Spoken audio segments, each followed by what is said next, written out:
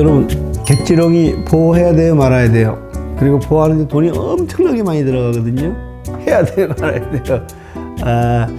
이 문제를 둘러싸고 어떤 나라의 대통령이 고민을 합니다.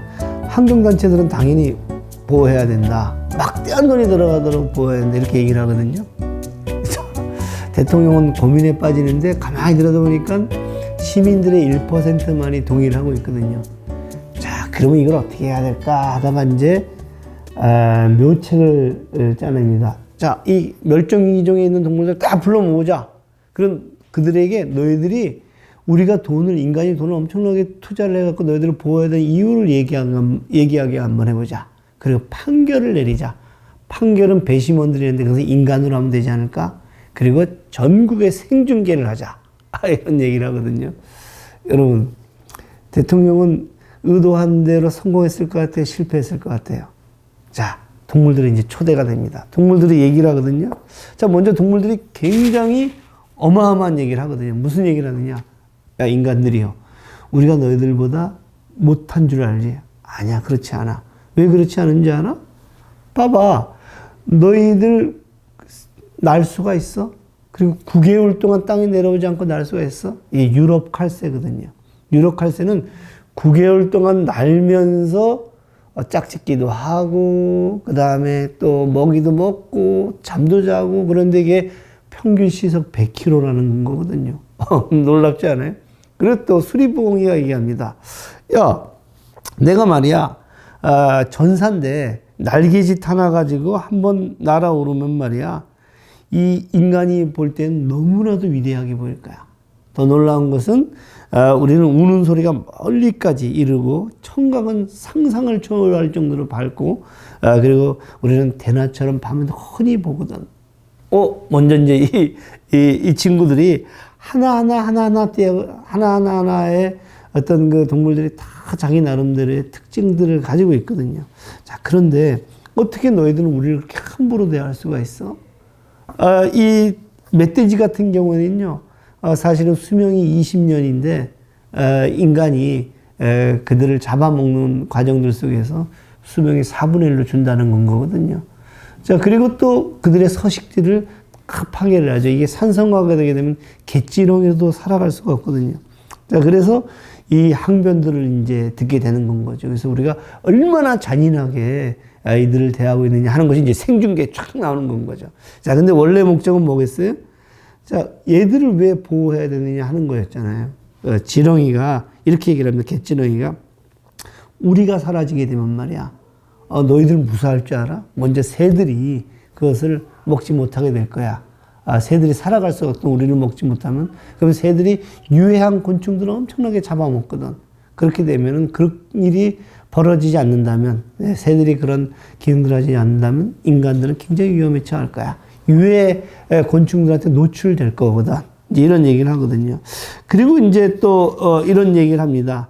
너희들이 굉장히 어리석어. 우리들이 죽으면 너희들도 죽게 될 거거든. 그러면서 이제 제가 그 한 부분들을 읽어드리면 이런 거거든요.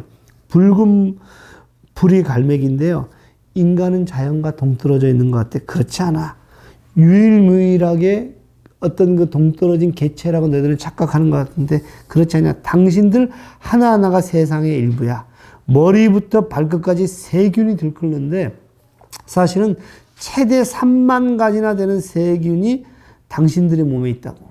여러분들 이 몸속에 3만 가지의 이제 세균을 우리가 데리고 살고 있거든요. 아무리 못해도 인간 세포만큼 많은 비인간 세포들이 인간을 이루고 있어.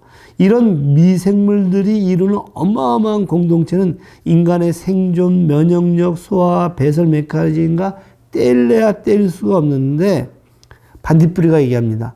인간이 우리를 감화려 내버려둬야 합동한 이유는 생물종이 하나하나 사라지면 생태계가 흔들리고 수많은 부작용이 뒤따르지. 사라진 종의 자리를 한 종이나 여러 종이 차지하고 함께 이끌고 온 세균과 박테리아가 주변의 동물상 전체를 접촉하게 되면 너희들은 안전하지 않을 거야. 자, 이 얘기는 뭐냐면 너희들은 우리에게 돈을 투자해가지고 너희들이 손해를 본다고 생각하는데 너희들이 우리들을 공격하면 공격해서 너희들도 위험에 처하는 건가야. 이런 이야기를 하고 있거든요. 자, 재판장은 어떻게 됐을 것 같아요? 재판장은 아수라장이 됐거든요. 특히 이 판사가 이 대통령의 편인 줄 알았는데 자기도 동물들의 얘기를 들으면서 점차 변해가다가 맨 마지막에는 여우와 함께 법정을 나가거든요.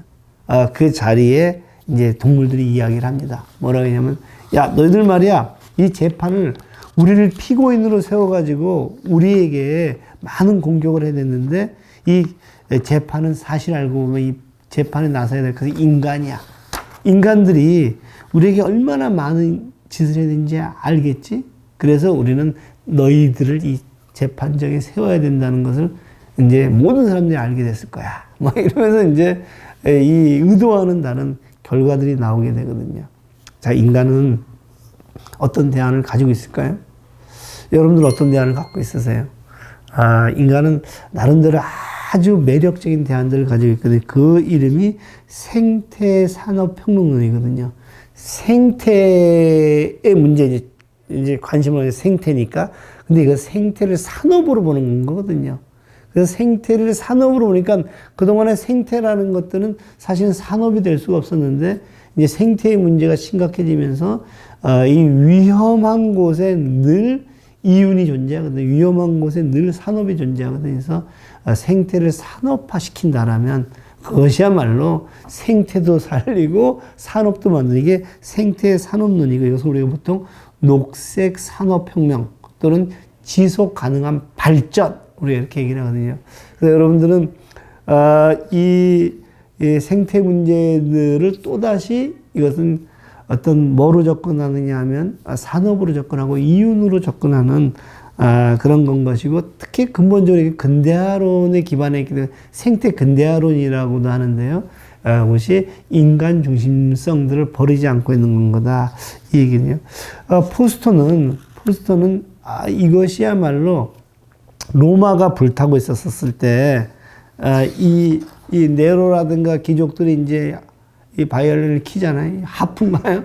이제 키게 되는데, 왜 하프를 키냐면, 그렇게 불타야지만이, 또 새로운 도시를 건설할 수 있는 토대가 된다고 본 거거든요. 그래서 포스터는 이렇게 얘기합니다.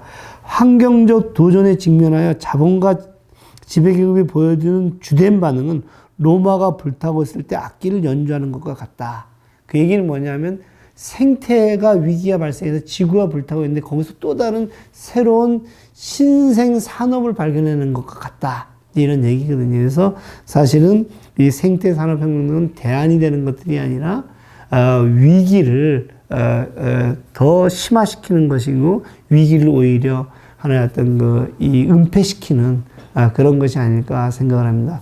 자, 여러분, 그러면 우리는 어떤 대안을 고민해야 될까요? 첫 번째, 인간 중심주의를 가지고 여전히 이 문제를 해결할 수 있을까요? 저는 인간 중심주의가 아니라 지구 거주인들을 중심에 놓고 생각해야 되지 않을까. 지금 말씀드린 대로 이런 멸종 위기종들의 동물들에게서 지혜를 얻어야 되고 그리고 그들의 발언들 속에서 인간이 어떻게 이 위험을 만들어 왔는지를 우리가 이제 인지해내야 되지 않을까 하는 생각을 합니다. 그리고 문제의 원인들을 여전히 근대화에는 생산의 눈에서 보는 것들이 아니라 생성의 눈으로 이 문제에 접근해야 되지 않을까 하는 생각을 합니다. 생산이라는 것은 우리가 이제 애벌레 경제학이라고 얘기하는데 이 자연을 착취하고 동물을 착취해가지고 우리는 이제 화석 연료도 또 태워가지고 하나의 어떤 생산을 하잖아요. 그 과정들 속에서 끊임없는 쓰레기들이 나오게 되는데 그 쓰레기들은 지구를 위험에 빠뜨리는 생태를 위험에 빠뜨리는 것이 우리가 애벌레 경제학, GDP 경제학, GDP라는 이웃만을 향해서 어떤 그런 경제학인데 사실은 그런 경제학들이 아니라 생성, 지구의 생태들을 보존하면서 그리고 누구나 다 이것이 재생 가능할 수 있는 어떤 그런 방식으로 어떤 접근하는 것들이 생산의 관점이 아니라 생성의 관점이고 그런 맥락에서 주체도 생산을 중심으로 맺었던 계급관계, 이게 생산 계급인 거죠. 거기서부터 생성을 중심으로 맺어진 주체들, 이것을 저희는 녹색 계급이라고 한다면 이 녹색 계급의 관점들 속에서 이 문제를 접근해야 되지 않을까 이런 생각을 하게 됩니다. 이 책의 맨 마지막에 이제 이야기하는 결론들이 있거든요. 그 결론들에 따르면은 이렇게 이야기를 합니다. 우리는 서로 친구입니다. 우리 중에서 인간과 한 통속이 될 한 줌의 종을 골라내지 말고, 예를 들면 개를, 고양이를, 말을 또는 멸종위기종을 이렇게 골라내갖고 그들을 하나에 솎아내지 말고 모두를 아끼고 모두를 사랑하세요. 그러면서 거북이가 얘기합니다. 우리는 새로운 동맹을 맺고 새 계약서에 서명을 하고 새로운 조약을 체결해야 합니다. 우리에겐 계약이 필요합니다. 이 지구에서 함께 살아갈 법을 배우는 계약. 어쩌면 아예 생명이라는 이 기적을 공유하는 법. 그 법을 맺는 계약인데 그 계약은 서로가 서로를 존중하고 이를 끊임없이 쇄신하며 조율하고 또 조율하는 법이요. 이제 이런 얘기를 하거든요. 저는 이 동물들의 위대한 법정에서 우리가 들은 이야기, 그리고 그 속에서 만난 우정, 이 동물들하고의 우정이죠. 그리고 생태의 우정, 그리고 더 근본적으로는 우리가 살아가고 있는 상식이라고 여겼었던 인간 중심주의, 그 다음에 어떤 그 생산 중심주의, 계급 중심주의를 넘어서는 새로운 상상들이 이 책에서 발견되기를 진심으로 기원합니다.